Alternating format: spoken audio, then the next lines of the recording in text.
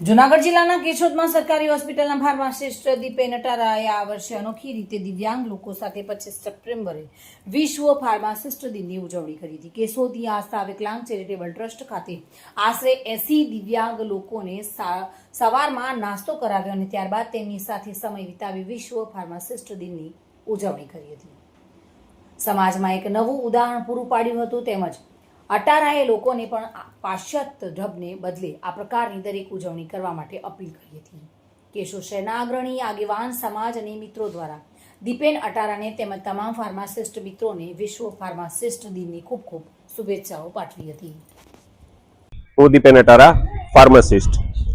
25 September વિશ્વ pharmacist દિવસ. Pharmacist દવામાં જીવ આપે છે ત્યારે તે દવાના ઉપયોગથી દર્દીને સાજા કરી શકાય છે. ફાર્મસી એક્ટની જોગવાઈ 42 મુજબ દવાની ખરીદી, વિતરણ અને સંગ્રહની જવાબદારી માત્ર ફાર્માસિસ્ટની છે. રજિસ્ટર્ડ ફાર્માસિસ્ટ સિવાય અન્ય કોઈ વ્યક્તિ દવાનું વિતરણ કે વેચાણ કરી શકે નહીં. મેડિકલ સ્ટોર ઉપર તમે જ્યારે પણ દવા લેવા જાઓ ત્યારે પૂછો કે તમારી શોપ ઉપર રજિસ્ટર્ડ ફાર્માસિસ્ટ કોણ છે. એ રજિસ્ટર્ડ ફાર્માસિસ્ટનો ફોટો અને લાયસન્સ ત્યાં ડિસ્પ્લેમાં રાખેલું છે કે કેમ.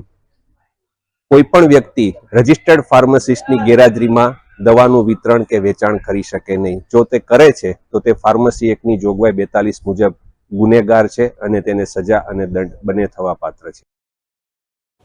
મધુર રાવલિયા સાથે bureau report, today Gujarati news.